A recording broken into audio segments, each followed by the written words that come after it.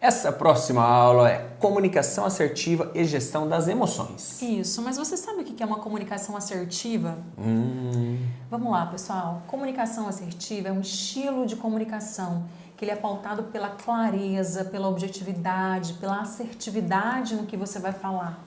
Então, o grande propósito da comunicação assertiva, que é naturalmente ligada ao controle das emoções, à inteligência emocional, e aí eu chamo a atenção mais uma vez para o bônus que você tem nesse curso, que é sobre inteligência emocional, que o Vitor Hugo gravou e que é um bônus para você nesse curso. Então, assim, comunicação assertiva, ela está diretamente ligada ao controle das emoções. A pessoa que é assertiva, ela se conhece, ela conhece as suas emoções, ela conhece o próximo, ela sabe até onde ela pode ir, ela sabe onde ela deve se calar, em que momento deve se calar. Então, o comunicador assertivo, ele é um gestor de emoções. É uma pessoa que tem esse controle das emoções. O grande perigo é quando você tem extremos em relação à comunicação.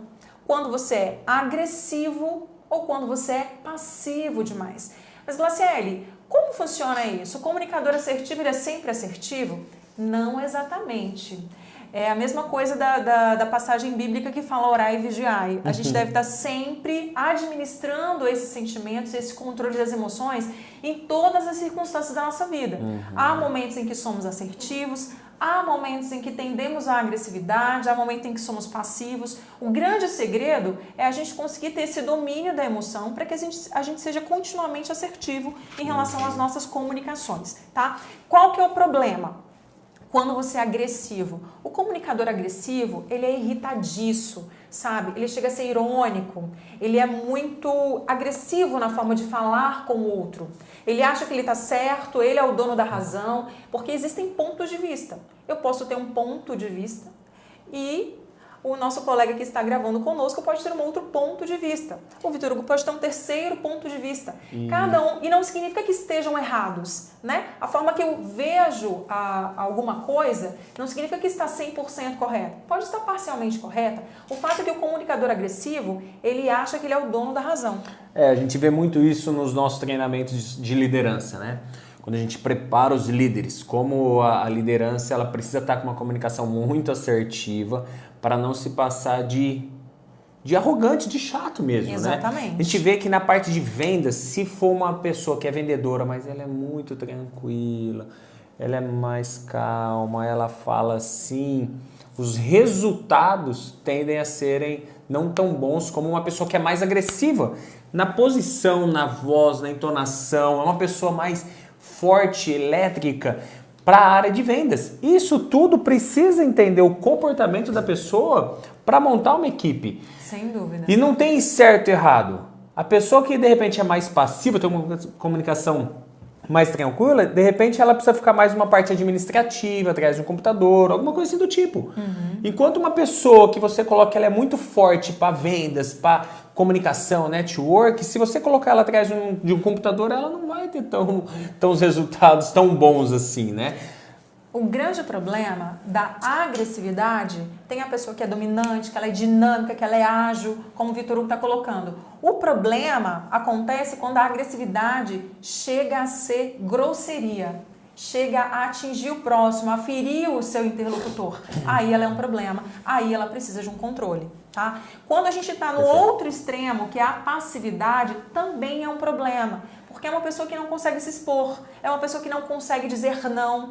E eu vou confessar para vocês, eu já consegui viver esses dois extremos. Porque a gente, como eu disse, a gente já disse em outras oportunidades nesse curso, nós estamos em constante evolução, né? Em constante aperfeiçoamento. E é interessante falar sobre isso porque no livro Raízes do Brasil, do Sérgio de Holanda, ele fala que o brasileiro, ele tem um perfil muito afetivo, muito carinhoso, muito cordial. Então, ele evita o conflito.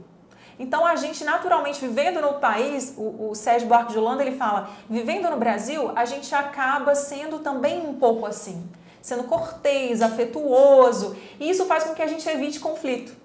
Então, é muito fácil a gente ter um percentual, a população brasileira tem um percentual de passividade muito grande, porque as pessoas não conseguem dizer não, elas têm dificuldade do conflito, do embate. Mas você pode dizer não e ser assertivo. Entenda que quando você diz não, para o outro, você está dizendo sim para você mesmo. Não e a gente conversa muito sobre isso. Exatamente. Não é nada contra o outro, muito pelo contrário. É só a favor de mim. É só a favor de si mesmo. Exatamente. Então, quando você diz sim para algo que você não tem condições de fazer, você sacrifica, você fica triste, você fica frustrado, você se sente inferior. Isso tem um efeito psicológico muito negativo.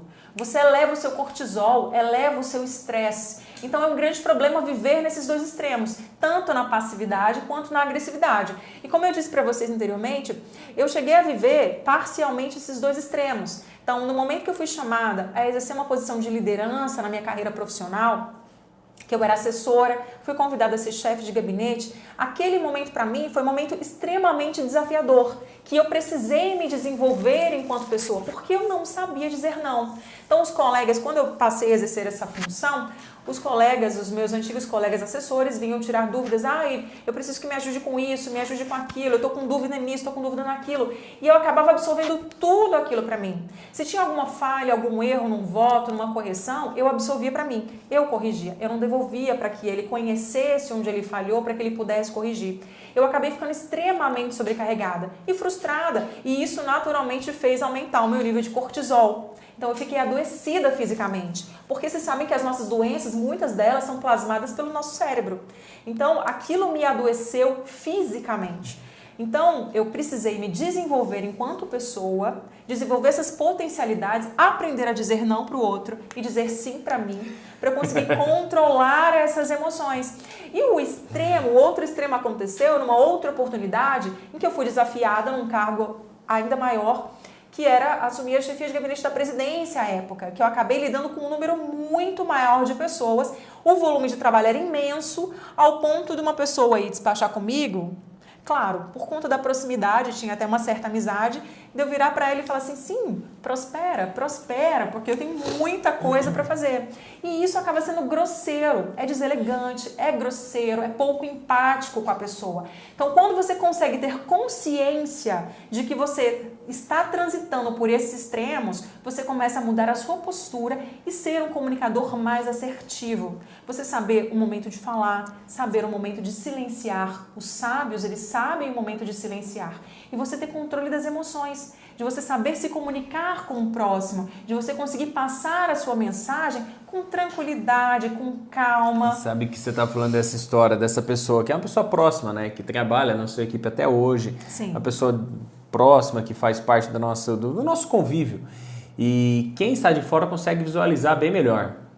Uma dica aí, né? Pergunta para 5 pessoas que você mais convive. Como você acha que está a minha comunicação?